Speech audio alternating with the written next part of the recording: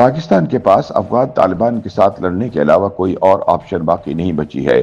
اگر پاکستان حملہ کر کے افغان طالبان کو بھرپور جواب نہ دیتا تو طالبان انڈیا کے ساتھ مل کر پاکستان کو تباہ کرنے کی پوری سازش تیار کر چکے تھے۔ معروف اینکر پرسن جاوید چودھری اپنے ایک تجزیے میں ان خیالات کا اظہار کرتے ہوئے کہتے ہیں کہ افغانستان تاریخ میں کبھی بھی آزاد نہیں رہا، یہ ہمیشہ کسی عالمی طاقت کے زیر تسلط رہا ہے، لہٰذا ان سے نمٹنے کا صرف ایک ہی طریقہ ہے، طاقت یا رقم۔ امریکہ انہیں رقم دے کر جان چھڑا چکا ہے، جبکہ ہمارے پاس طاقت کے سوا کوئی چارہ نہیں۔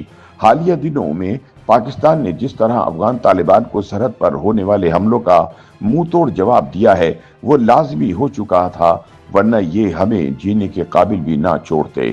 جاوید چودھری اپنے تجزیے میں بتاتے ہیں کہ افغانستان کا اقتدار اس وقت 35 گورنر، وزراء اور کمانڈرز کے ہاتھ میں ہے، ان میں سے 22 پاکستان کے ساتھ ہیں۔ ان کا خیال ہے کہ ہم ہر مشکل گھڑی میں پاکستان میں پناہ لیتے ہیں، ہم نے اگر اسے ناراض کر دیا تو ہم کل کہاں جائیں گے، جبکہ باقی 13 پاکستان کے سخت مخالف ہیں اور بدقسمتی سے یہ اس وقت فیصلہ کن پوزیشن میں ہے۔ آپ یہ جان کر حیران ہوں گے کہ یہ 13 طالبان لیڈر بھی برس ہا برس پاکستان میں رہے، جہاں ان کی جی جان سے حفاظت کی گئی۔ اس وقت طالبان کے سپریم لیڈر ملا ہیبت اللہ اخونزادہ ہیں۔ وہ 1979 میں خاندان سمیت کوئٹہ شفٹ ہوئے اور 1996 تک کوئٹہ میں رہے۔ انہوں نے تعلیم بھی پاکستانی مدارس سے حاصل کی۔ وہ سال 2001 میں دوبارہ کوئٹہ میں پناہ گزین ہو گئے۔ پاکستان نے انہیں دوبارہ 20 سال تک دنیا بھر سے چھپا کر رکھا، لیکن آج ہیبت اللہ پاکستان کے دشمن نمبر 1 ہیں اور بھارت اور امریکہ دونوں سے ڈالر وصول کر کے پاکستان پر حملوں کی اجازت دے دیتے ہیں۔ جاوید چودھری بتاتے ہیں کہ صدر ابراہیم طالبان کے نائب وزیر داخلہ ہیں۔ اصل وزیر داخلہ سراج الدین حقانی ہیں، لیکن پاکستانی ہمدرد ہونے کی وجہ سے سپریم کمانڈر نے ان کے اختیارات سلب کر کے صدر ابراہیم کو دے دیے ہیں۔ یہ بھی پاکستان کے سخت مخالف ہیں۔ ان کی زندگی کا بڑا حصہ پشاور میں گزرا اور پاکستان نے ان کی میزبانی کی۔ اس کے بعد ملا عبدالغنی برادر نائب وزیر اعظم ہیں۔ انہوں نے ملا عمر کے ساتھ مل کر طالبان تنظیم بنائی تھی۔ وہ 21 سال کوئٹہ میں رہے، لیکن آج یہ بھی انڈیا اور امریکہ نواز ہیں اور پاکستان سے نفرت کرتے ہیں۔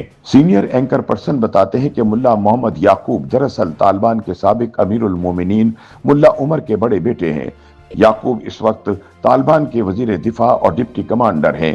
وہ بھی طویل عرصے کوئٹہ میں رہے، لیکن آج کل یہ پاکستان کے مخالف ہیں۔ ان کے ذاتی کردار بارے بھی قصہ سن لیجئے۔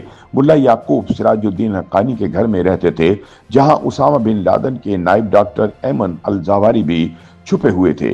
ملا یعقوب نے دوحہ میں امریکیوں کو زواہری کے پناہ گاہ کا بتا دیا اور امریکہ نے 31 جولائی 2022 کو ڈرون حملہ کر کے انہیں مار دیا۔ جاوید چودھری کے بقول ملا یعقوب نے اس وفاداری کا بھاری معاوضہ وصول کیا۔ ان کے بعد ملا عبدالحق واسق طالبان کے انٹیلیجنس چیف ہیں۔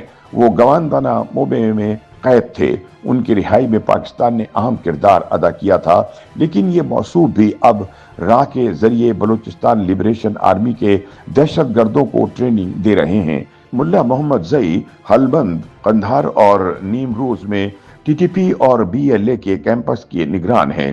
ملا محمد زئی جلاوطنی کے زمانے میں ایران میں رہے تھے۔ ان کے علاوہ ملا عبدالقیوم ذاکر پاک افغان بارڈر کا کمانڈر ہے۔ قندھاری اور سخت مزاج قیوم ٹی ٹی پی کا البدر ٹریننگ کیمپ چلا رہا ہے۔ اس نے پاکستان میں انگور اڈے کے لیے 300، میران شاہ کے لیے 200 اور اسلام آباد، راولپنڈی اور کوئٹہ کے لیے 500 دہشت گرد بھجوائے تھے۔ پاکستانی انٹیلیجنس اداروں نے اس کی باقاعدہ گفتگو ریکارڈ کی، جس میں وہ پاکستان میں ٹارگٹ بتا رہا تھا۔ قندھار میں اس وقت بھی ملا عمر کے گھر میں 300 خودکش حملہ آور تیار بیٹھے ہیں۔ ہلبند کا کور کمانڈر ملا شرف الدین تقی افغانستان میں موجود بلوچ دہشت گردوں کو لڑنے کی تربیت دے رہا ہے، جبکہ قندھار اور کابل میں انڈین دفاعی ماہرین طالبان کو میزائل بنا کر دے رہے ہیں۔ جاوید چودھری بتاتے ہیں کہ پاکستان کے پاس اب لڑنے کے علاوہ کوئی آپشن نہیں، ورنہ طالبان انڈیا کے ساتھ مل کر پاکستان کو تباہ کر دیں گے۔ YouTube पर गूगली न्यूज देखने के लिए youtube.com की सर्च बार में गूगली न्यूज टीवी टाइप करें। गूगली न्यूज के पेज पर सुर्ख रंग के सब्सक्रिप्शन वाले बटन पर क्लिक करना ना भूलिए। YouTube पेज पर अपलोड होने वाली वीडियोस से बाखबर रहने के लिए बेल आइकन पर क्लिक कीजिए। आपको हर नई वीडियो के बारे में नोटिफिकेशन मौसूल हो जाएगा।